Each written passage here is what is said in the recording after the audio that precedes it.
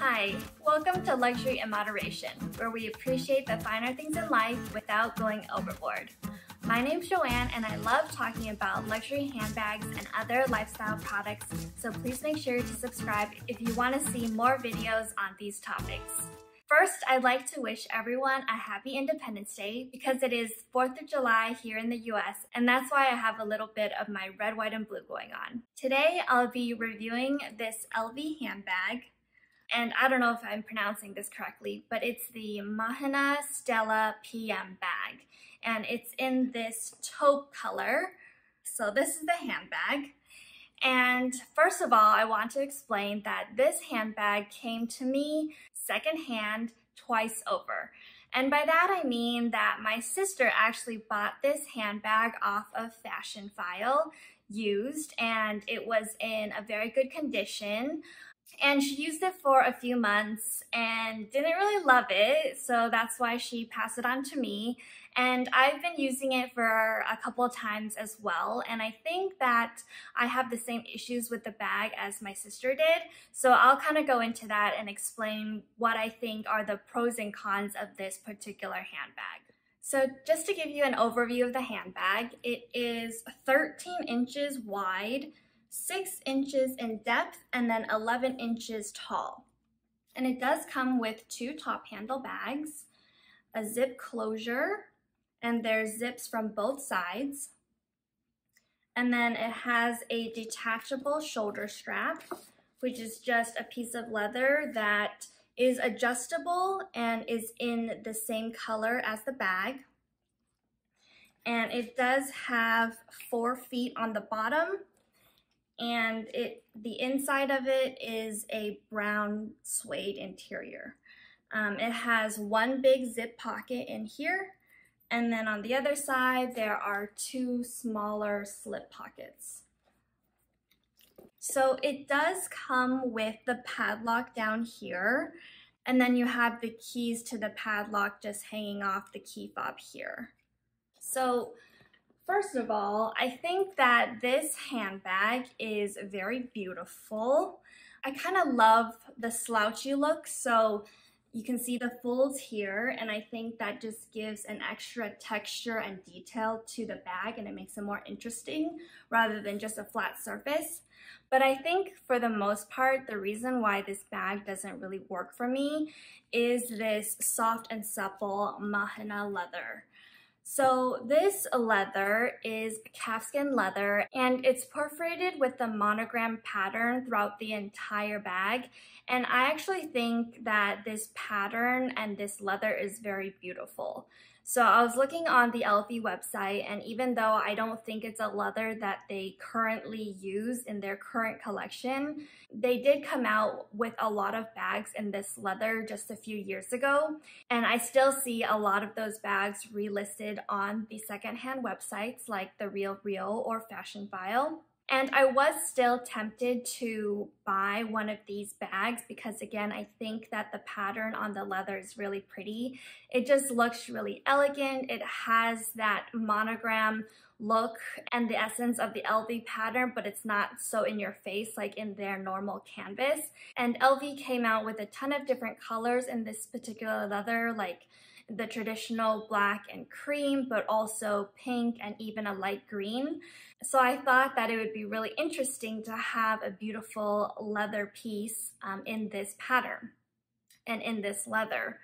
But now that I have experience with this handbag, I'm kind of glad that I didn't go ahead and buy one for myself, because I do think that this handbag is a little bit too soft for my liking. So I actually realized that most of my handbags in my collection are all pretty structured and have leather or canvas material that makes the bag stand up on its own. Whereas this LV leather is a little bit too soft. So when I don't hold it up, it kind of just, collapses up on itself, as you can see completely here. Of course, I don't have anything in it right now, but even if I had, let's say, a wallet, my keychain, and, maybe a bottle of water, it would still, not really hold itself up, and it would, definitely kind of fold over on itself, and then I would have to, you know, find the opening and all the curves and then kind of pull it apart to really look for the items that I need. And I just realized that it's a little bit too cumbersome for my liking, and that's why I gravitate towards more hard-wearing leather. But let's say that you did appreciate a softer leather. It is a very nice texture. It's very smooth. I still think that this particular handbag is not a good proportion for my needs. And by that, I just mean that for me, it's a little bit too big to use as like an everyday handbag where I would run errands or go to the grocery store. And then it's a little too small for me to use as a work bag and put my 13-inch laptop in. So it's a really in-between size where if I'm trying to go for a casual look, it's just a little bit too bulky for that. And then another con to this bag that both me and my sister agree on is that the shoulder strap, while it is meant to, you know, be a really convenience factor for you so you can be hands-free, the fact that it's so thin and the bag is so wide, I just feel like it doesn't structure the bag in any way. So as you can see here again, it kind of folds in the middle in order for me to, you know, put this on my shoulder. And then you're gonna have to, you know, open it and unfold it to find the things that you want. And that just makes it a little bit more inconvenient, and it wouldn't be a real like grab and go bag where you could throw things in and pull things out really quickly if you needed. And that was one of the main reasons why my sister decided that this bag really wasn't working for her. And another thing about this bag is that because it is leather, that does mean that there is a certain weight to it. So even with an empty bag, I feel like this is already pretty heavy. It's definitely a lot heavier than an LV canvas bag. So you have to remember that once you start putting things inside, it does start feeling pretty heavy pretty quickly. And I always feel that when I put a laptop in a bag, that makes a bag like exponentially heavier. So even if I were to use this as a work bag, I just feel that it would be way too heavy and it wouldn't be very convenient for me to, you know, hold it as a top handle for a very long time. So next I'm going to show you a close-up of the bag just so you can see the wear and tear. I don't know how long this bag was used and how frequently before my sister, but I definitely feel that because of how soft the leather is, it probably has been used quite a lot. I feel like this leather was probably a little bit more structured in the beginning, a little bit more stiff in the beginning. Like let's say if you first bought it from LV, and then over time it does get very, very soft. So here's the front of the bag, and you can see the perforated leather from top to bottom, and it does look like it's in quite good condition. Like there's no tears within the middle of the bag. You can see up top it is a little bit more dirty, so the bag was probably used as a top handle for a lot of its life. And then something I found a little bit strange about this bag, which I've never seen in another LV bag, is that it has little white fibers that are coming out of its seams. So I don't know if you can see here, but they're just little stringy, wiry fibers, and there's a lot of them. It's not like it's just one. So I have no idea if this is part of their seam fibers that's just broken down because the bag is so old, or where this comes from. It might be the material of the inside or something else completely. So if you know what this is, please let me know and leave a comment below. But other than that, I really can't see any huge defects in the Mahina leather itself. All of the hardware is also in very good condition.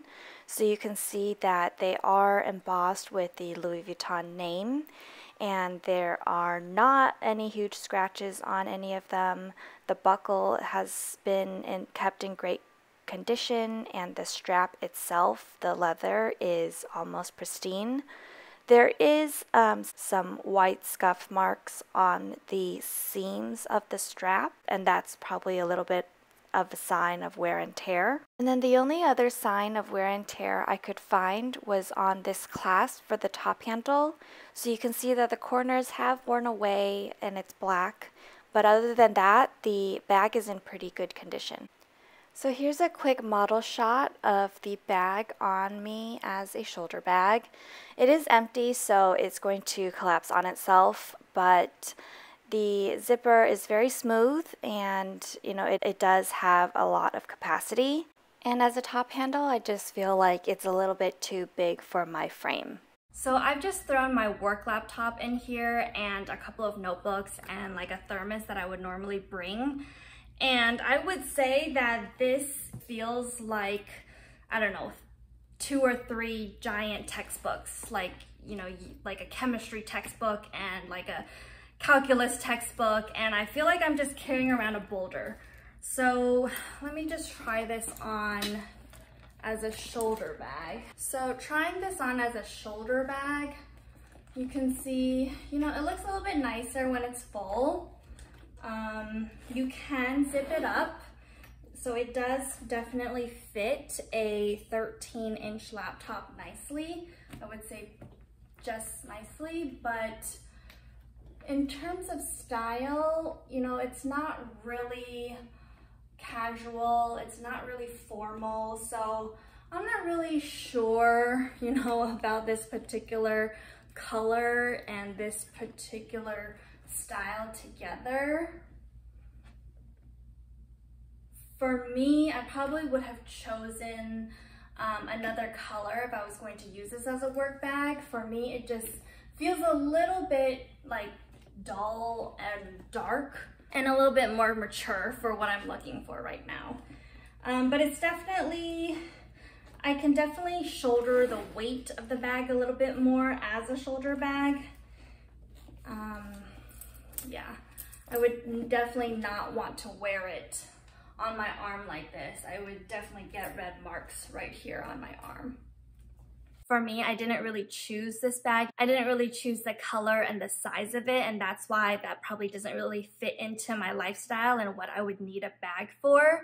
I'm still going to keep it and try to use it for the occasions where I think I would need to throw something a little bit extra in my bag, like an extra jacket or sweater. I want to, stuff this bag with something more. And because this is a secondhand bag and it's been used quite a lot, I would feel comfortable using this in a situation where I might get it dirty or I'm outside for a long time, I might get sweaty, and then I would be okay with it getting a little bit dirty.